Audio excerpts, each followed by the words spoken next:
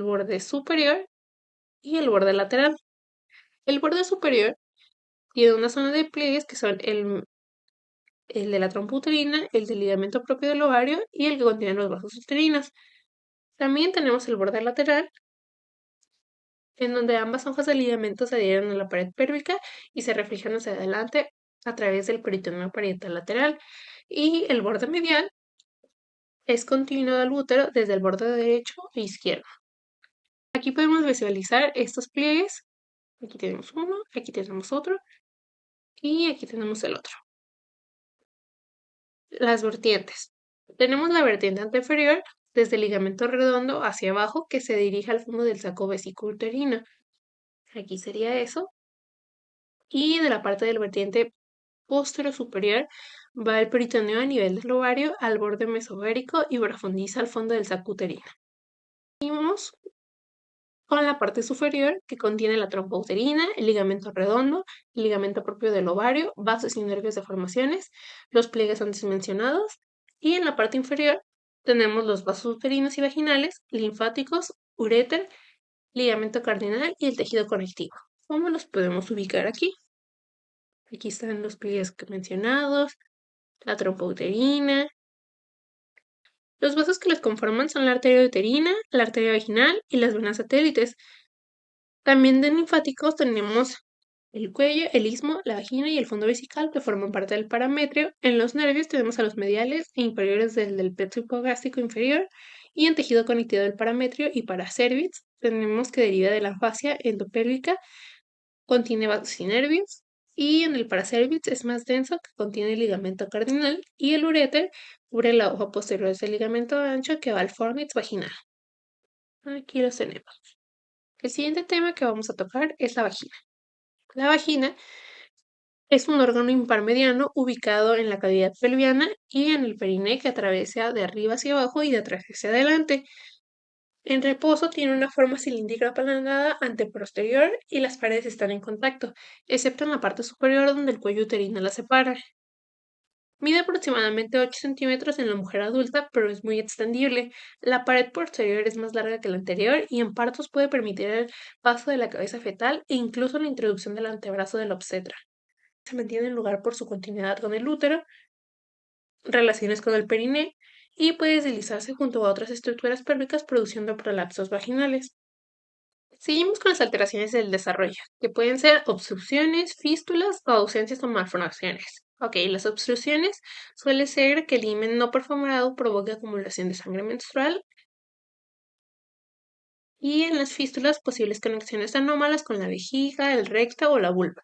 También tenemos ausencias o malformaciones en la ausencia congénita de la vagina y el tabique vaginal que divide la cavidad en dos, cada una conectada en un semiútero.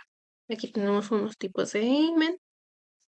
Ahora continuamos con la configuración interna.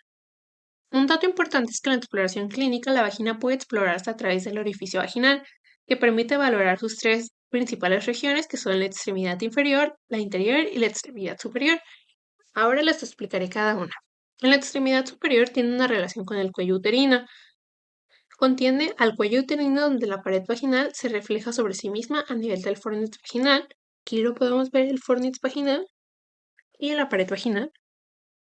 En el interior de la vagina tenemos el revestimiento de mucosa y relieves, que está tapizado por mucosa con pliegues transversales. El triángulo de Pavlik, que es más arriba de la cresta, se bifurca y junto a un pliegue transversal bajo el cuello uterino delimita el triángulo de Pavlik, que son base superior y vértice inferior. Y por último tenemos la extremidad inferior, que tiene el orificio vaginal y el himen. Se abre la vulva mediante el orificio vaginal. Tras el desgarro del himen, restos mucosos permanecen visibles en formas de pliegues y tenemos la zona estrecha y el músculo constrictor. Aquí se localiza la zona más estrecha y menos dilatable de la vagina. Este pliegue mucoso inferior oculta el anillo muscular vaginal, cuya contracción excesiva puede causar dolor, incluso imposibilidad del mismo.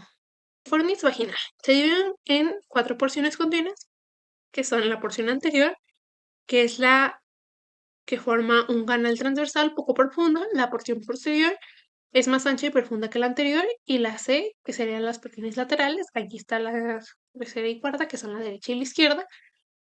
unen las porciones anterior y posterior y la profundidad aumenta de adelante hacia atrás. Tenemos a los genitales externos femeninos, donde podemos visualizar el monte del pubis, el clítoris, los labios mayores y los labios menores. La vulva es el conjunto de los órganos genitales externos femeninos que se encuentra por debajo de la pared abdominal, por dentro y encima de la cara de medial de los músculos. Las estructuras que componen a la vulva son cuatro: el monte del pubis, la formación labial, el aparato eréctil y las glándulas anexas. En el monte del pubis tenemos zona adiposa que corona la vulva, recubierta de vello púbico en la pubertad. En el siguiente tenemos los labios mayores, los labios menores, y entre estos se abre el meato uretral y el orificio vaginal. Después tenemos el aparato eréctil, que es una estructura que se llena de sangre durante la excitación sexual, incluye los bulbos testiculares y el clítoris y las glándulas anexas que participan en la lubricación y protección. En estas tenemos a las glándulas vestibulares, las glándulas menores y las glándulas parauretrales. Ok, ahora tenemos el monte del pubis. Se encuentra debajo de la pared abdominal, es saliente redondeada, en la pubertad se suele cubrir de vello y está compuesta por tejido adiposo y venas compartidas con las regiones inguinales y perineales. También depende del nervio ilioepigástrico, ilioinguinal y ambos forman parte del plexo lumbar. Ahora tenemos la formación de los labios. Son cuatro: los dos labios mayores y los dos labios menores. Vamos a hablar ahora de los mayores, que vienen siendo estos de aquí. Tienen una cara lateral que es muy pigmentada, con vello púbico y separada del muslo por un surco genitofemoral. En la cara medial tenemos glándulas sebáceas, delimitada por la hendidura vulvar y en contacto con el labio mayor opuesto, cuando la vulva está cerrada. En la estructura interna tenemos el tegumento delgado, una capa de músculo liso y tejido adiposo variable. Ahora vamos a los labios menores de la vulva. No tienen vello púbico, rodean el vestíbulo vaginal y están situados medialmente a los labios mayores.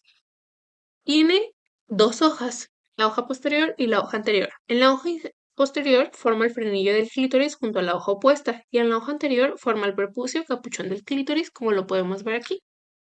Y tiene extremos posteriores donde se pierden en la cara meridional de los labios mayores. La estructura es rica en glándulas sebáceas. Ahora vamos a la hendidura vulvar.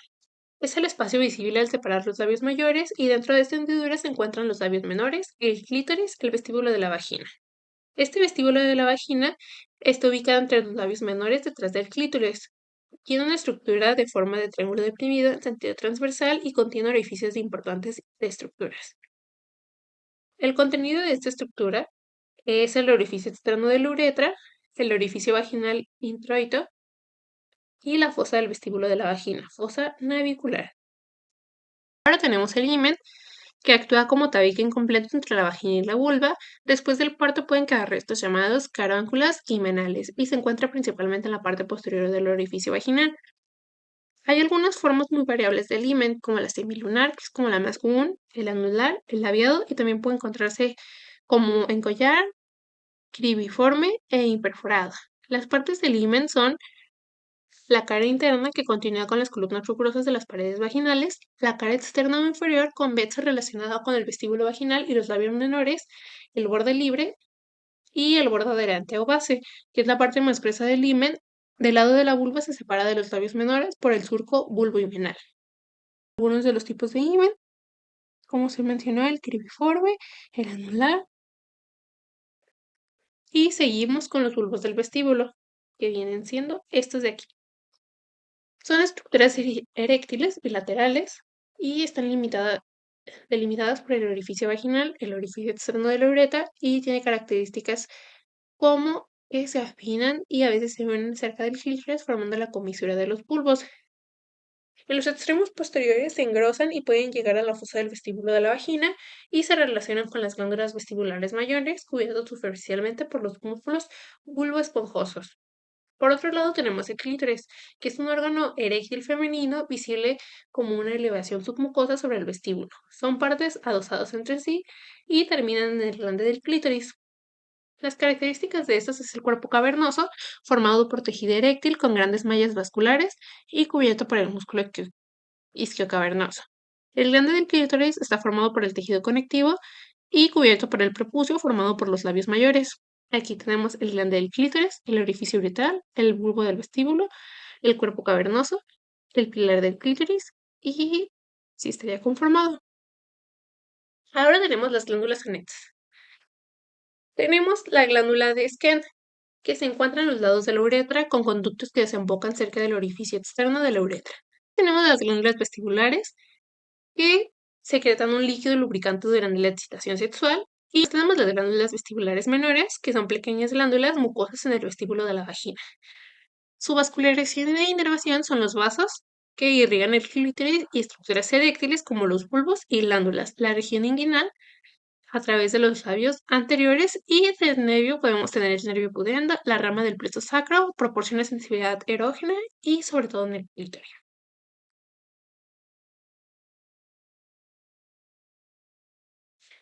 Ahora tenemos el último tema de esto, que es el diafragma pélvico y el perineo. Ok, el diafragma pélvico y el perineo es un piso muscular de la pelvis formado principalmente por los músculos elevadores del ano y coxígeno, como lo podemos ver aquí. Y el perineo a grandes rasgos es un conjunto de partes blandas que cierran por abajo de la cavidad pelviana ubicadas debajo del diafragma pélvico. El diafragma pélvico es un conjunto muscular aponeurático que forma el piso de la pelvis y sostiene las vísceras pélvicas y cierra la excavación pélvica por abajo. Está compuesto por el músculo elevador del ano, que es el más importante, y el músculo coxígeo. Está inervado por el nervio pudendo y las ramas del plexo del sacro. Su función es sostener los órganos pélvicos como lo son el útero, la vagina, la vejiga y el recto. Participa en la continencia urinaria y fecal y se relaja en el parto y la defecación. Aquí lo podemos observar. Y el perine. El perine viene siendo un conjunto de partes blandas situadas por debajo del diafragma pélvico que cierran en el suelo de la pelvis. Se divide en dos triángulos, el urogenital, que contiene la uretra, la vagina, el clítoris, los bulbos vestibulares, las glándulas vestibulares mayores y menores, y estructuras importantes como la membrana perineal, los músculos transversos del perineo, superficie profunda y músculo bulboespinoso. Y la segunda es el anal, que contiene el conducto anal, esfínter, anal externo y fosa esquirrectal. Después tenemos el centro tendinoso del perineo, que es la intersección de un músculo transverso superficial, bulbo esponjoso, y es muy importante en el parto. Aquí lo podemos ubicar. Y eso ha sido todo. Esperamos que haya sido de su agrado. Igual les dejamos la presentación si gustan consultar algún dato. Y agradecemos que hayan visto este video.